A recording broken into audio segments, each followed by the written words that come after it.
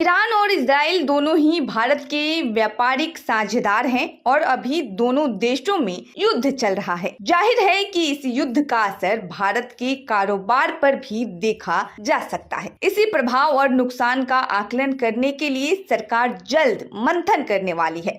उद्योग जगत के एक अधिकारी ने बताया कि बैठक की अध्यक्षता वाणिज्य सचिव सुनील बर्थवाल करेंगे। सरकार की ओर से जारी सूचना में बताया गया है कि भारत के विदेशी व्यापार पर ईरान इजराइल संघर्ष के प्रभाव का आकलन करने और संबंधित मुद्दों का समाधान निकालने के मकसद से वाणिज्य मंत्रालय आज पोत परिवहन निर्यातकों, कंटेनर कंपनियों और अन्य विभागों सहित हितधारकों के साथ बैठक करेगा। निर्यातकों ने कहा कि अगर युद्ध और बढ़ता है तो इससे विश्व व्यापक पर असर पड़ेगा और हवाई तथा समुद्री माल ढुलाई की दरें बढ़ जाएगी।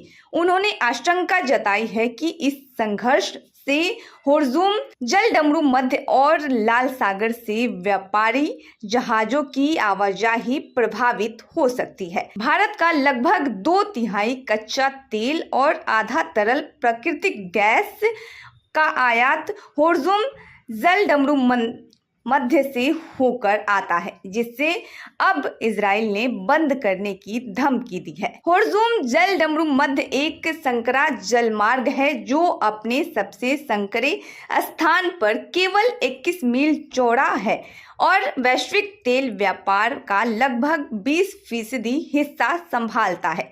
भारत के लिए यह अपरिहार्य है जो अपनी 80% से अधिक ऊर्जा आवश्यकताओं के लिए आयात पर निर्भर करता है।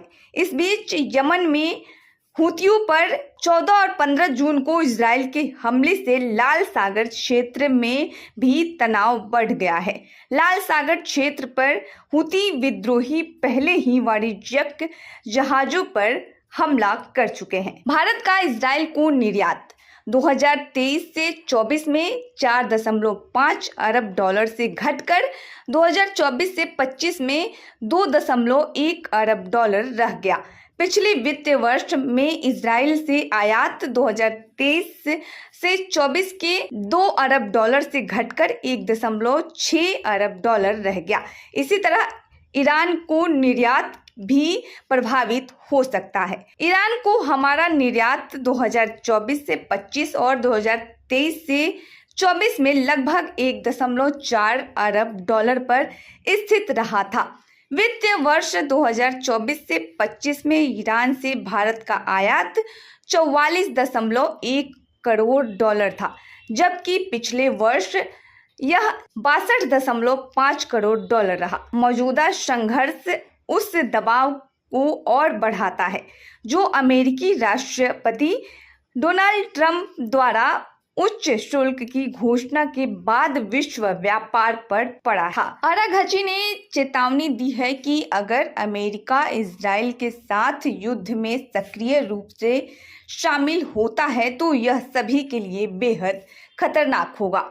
अमेरिका के राष्ट्रपति डोनाल्ड ट्रंप अमेरिकी सैन्य भागीदारी पर विचार कर रहे हैं। आराघची ने इसी संदर्भ में कहा कि यह बहुत दुर्भाग्यपूर्ण होगा। आराघची ने यह बात जिनेवा से वार्ता के बाद लौटते समय इस्तांबुल में पत्रकारों से बात में कही। हालांकि इस बातचीत में कोई कूटनीतिक सफलता हासिल नहीं हो सकी। वार्ता समाप्त होने पर आराघची ने कहा कि वह आगे की बातचीत के लिए तैयार है, लेकिन उन्होंने इस बात पर जोर दिया कि इजराइल की ओर से हमले जारी रहने के बीच तेहरान को अमेरिका के साथ बातचीत करने में कोई दिलचस्पी नहीं है। इस बीच वाशिंगटन में खुफिया मतभेद उभर कर सामने आया, जिसमें ट्रंप ने अपने राष्ट्रीय खुफिया निदेशक तुलसी गाबर्ट की उस बात का खंडन किया है जिसमें उन्होंने कहा था कि इजराइल सक्रिय रूप से परमाणु हथियार कार्यक्रम नहीं चला रहा है।